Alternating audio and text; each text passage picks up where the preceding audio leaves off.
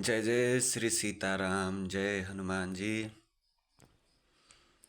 जय हो देवाधिदेव महादेव। जय माता पार्वती।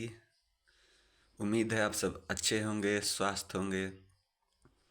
और मैं प्रभु श्री राम जो अकारण ही करुणा वरुणालय है, अर्थात जो बिना कारण के ही अपने भक्तों पे करुणा कर देते हैं, दया कर देते हैं, उनसे मैं प्रार्थना करूंगा कि वे सदैव आप पे और आपके समस्त परिवार पे अपनी दया दृष्टि कृपा सदैव बनाए रखें।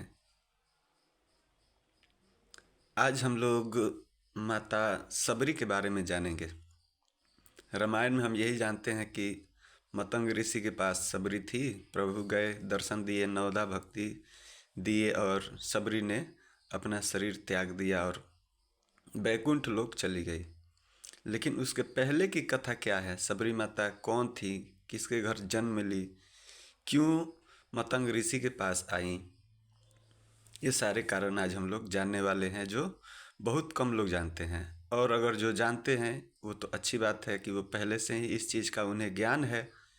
और अगर हमसे कोई त्रुटि हो तो कमेंट में ज़रूर बताइएगा, अगर कुछ गलत जानकारी मैं आपको दे दूँ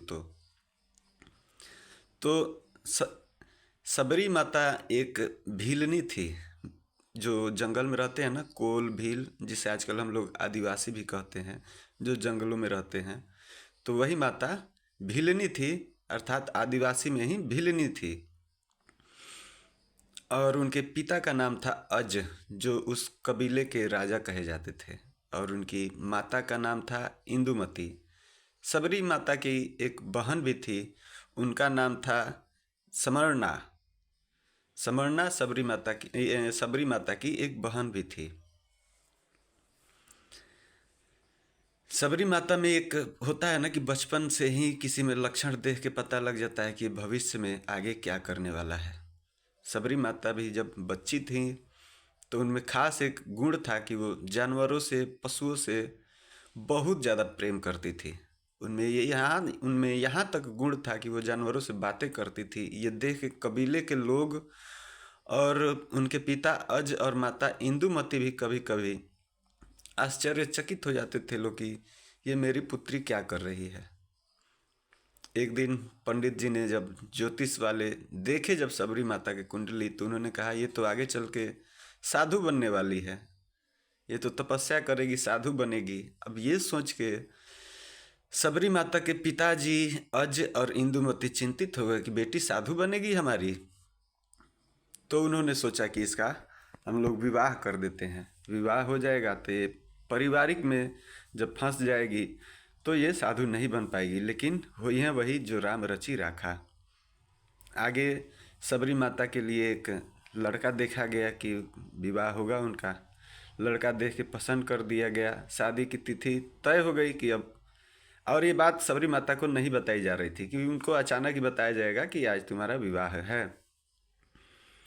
तो एक समय की बात है, शादी तय हो जाने के बाद, कि सबरी माता की जो उनकी माता थी, वो सबरी माता की बाल बना रही थी, संवार रही थी बालों को, जो हर कोई माता अपने बच्चों का करता है जब छोटे रहते हैं बच्चे। तो सबरी माता का भी उम्र ज़्यादा नहीं था,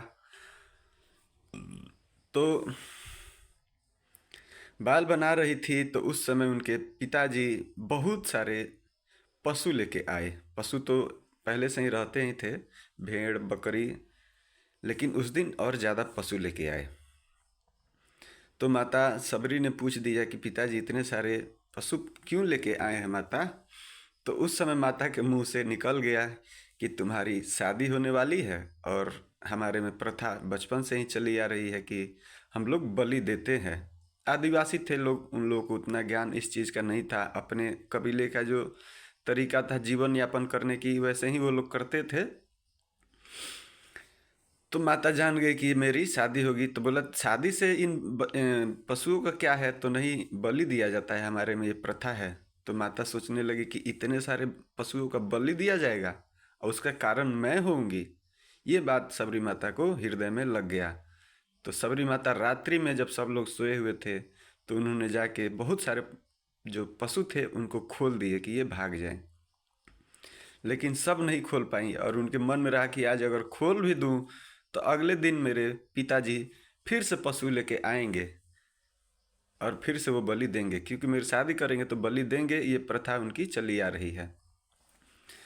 तो ये सोच के सबरी माता सोची कि अगर मैं ही यहाँ ना रहूँ तो पशुओं की कभी बलि ही नहीं होगी। तो रात्रि में ही सबरी माता अपना कबीला छोड़ के भाग गई। कबीला छोड़ के जब माता आगे बढ़ी तो उन्होंने ऋषिमुख पर्वत की तरफ जब कूच किया, उधर माता गई तो उधर देखी कि हजारों की संख्या में ऋषि मुनि रहते हैं छोटे छोटे कुटिया बना के। तो सोची इन्हीं के बीच में मैं रहूंगी और इनकी सेवा करके मैं अपना जीवन यापन भी कर लूंगी। तो ये सोच के सबरी माता उसी ऋषिमुख पर्वत पे रहने लगी। अब उनका काम क्या था कि वो बिना बताए ही सुबह उठती थी बहुत सुबह में, और सारे जो ऋषियों के जो कुटिया थे उनके बाहर सफाई कर देती थी। जो ऋषि लोग स्नान करने जाते थे जिस जल में, जिस नदी में, उस नदी तक सबरी माता साफ कर देती थी। रास्ते में जो कंकड़ संकड़ होते थे वो हटा देती थी, सोहनी कर देती थी, और सूखे जो लकड़ी होते थे हवन के लिए ये भी इकट्ठा करके सब जितने हो सके, जितना संभव रहता था उतने ऋषियों के कुटिया के आगे माता रख देती थी।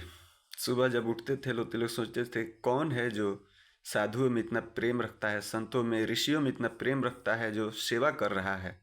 ये सब लोग सोचते रहते थे।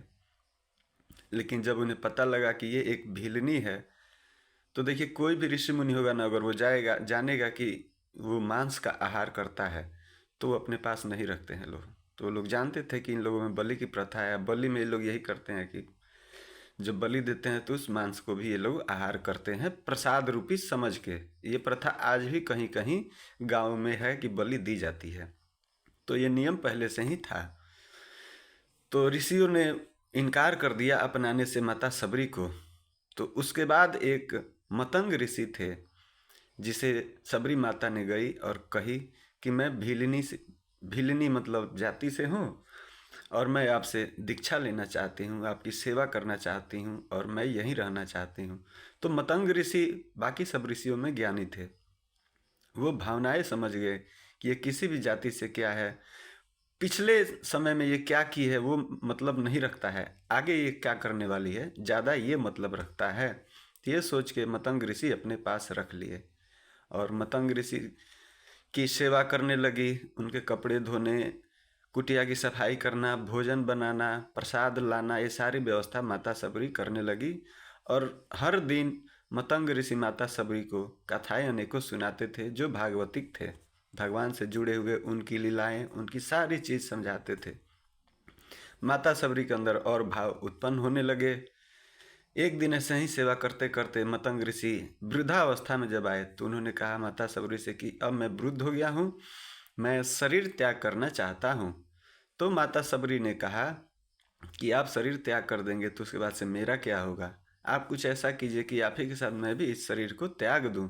तो मतंग ऋषि ने कहा कि नहीं, तुम्हारा तो अभी कल्याण होने वाले हैं, तुमने सेवा जो किया है उसका फल भी तो तुम्हें भोगना है। तो माता सबरी ने कहा कैसे प्रभु, मेरा कल्याण होगा, कौन सा फल मुझे मिलेगा। तो उन्होंने कहा तुम साक्षात प्रभु श्री राम के दर्शन करोगी। माता सबरी ने कहा कि श्री राम कौन है गुरुदेव। तो उन्होंने कहा प्रभु श्री राम वही हरि के अवतार हैं जो ऋषियों को दर्शन देने, दुष्टों का, राक्षसों का संहार करने के लिए धरती पे अवतार लिए हुए हैं। तो माता सबरी ने कहा कि मैं उसे प्रभु को ढूंढूंगी कैसे। तो मतंग ऋषि ने कहा कि आपको ढूंढने की आवश्यकता नहीं है, प्रभु श्री राम एक दिन स्वयं तुम्हारे कुटिया में आएंगे और अपना दर्शन देंगे तुम्हें, और वही तुम्हारा कल्याण करेंगे। तुमको उन्हें ढूंढने की आवश्यकता नहीं है, वो प्रभु स्वयं तुम्हें ढूंढ लेंगे, क्योंकि वो वन में आएंगे, सारे ऋषि मुनियों को दर्शन देंगे, तुम्हें भी दर्शन देंगे। तब तक तुम्हें इसी कुटिया में रहना है और नित्य पूजा करना है और उनका जाप ध्यान करते रहना है। ये कहकर मतंग ऋषि शरीर को त्याग दिए। माता सबरी नित्य उठती, पूजा करती, अपने कुटिया को साफ करती, फूलों से भी सजाती कि जब प्रभु राम आएंगे तो उनको कष्ट ना हो, फूल रहेंगे तो सुगंधित रहेगी कुटिया, तो प्रभु श्री राम को अच्छा लगेगा। नित्य करती, क्योंकि मतंग ऋषि ये नहीं बताए थे कि इस निर्धारित दिन के श्री राम आएंगे। उन्होंने कहा था सिर्फ कि श्री राम आएंगे। तो वो हर दिन नए फूलों से सजाती, फिर शाम तक सूख जाता, फिर अगले दिन सजाती और फल भी लेके आती। लेकिन माता सबरी के देखिए बुद्धि कैसा है कि जब भी फल लाती ना तो वो उसे जूठा करके चेक कर लेती थी कि कहीं ये खट्टे नहीं हो। प्रभु श्री रामचंद्र जी को खट्टे तो खिलाऊंगी नहीं, तो वो चख के तब रखती थी। जो मीठे रहता था उसे रख देती थी, जो खट्टे रहते थे उन्हें फेंक देती थी। देखिए इसीलिए कहा जाता है कि भगवान भाव से मिलते हैं। अगर आपके अंदर भगवान भाव है तो आपकी बुद्धि कैसी है वो कोई महत्व नहीं रखता, आपका भाव ही महत्व रखता है। सबरी को इतना भी ज्ञान नहीं था कि प्रभु को मैं जूठी खिलाऊंगी। उन्हें बस यही ज्ञान था कि वो आएंगे तो उन्हें कहीं खट्टा ना खिला दूं, इसलिए मैं चख चख के रख लेती हूँ। वही रखती थी। तो बाद में प्रभु श्री राम आए माता सीता की खोज में, माता सबरी को दर्शन दिए, उन्हें नवधा भक्ति बताई। नवधा भक्ति क्या है ये भी वीडियो डला हुआ है इस चैनल पे, आप सीख लीजिए। प्रभु को पाने के 9 ऐसे तरीके जिसे हम लोग नवधा भक्ति कहते हैं, और वो तरीके बहुत सरल हैं। तो नवधा भक्ति बताए और वहीं पे माता सबरी अपनी शरीर को त्याग दी और बैकुंठ धाम श्री हरि के चरणों के में चली गई। तो ये था माता सबरी का पहले की कथा। अगर आपको ये कथा अच्छा लगा हो तो कमेंट में जय श्री सीताराम जरूर लिखिएगा। और भी कोई आपको जानकारी चाहिए तो कमेंट में ज़रूर लिखें। और हमारे चैनल पे शिव कृपा केवलम अर्थात शिव का ही कृपा केवल आधार है, इस पे आप लोग सब्सक्राइब जरूर कर लीजिएगा। आज के लिए इतना ही। जय जय श्री सीताराम, हर हर महादेव, जय वीर बजरंग बली की।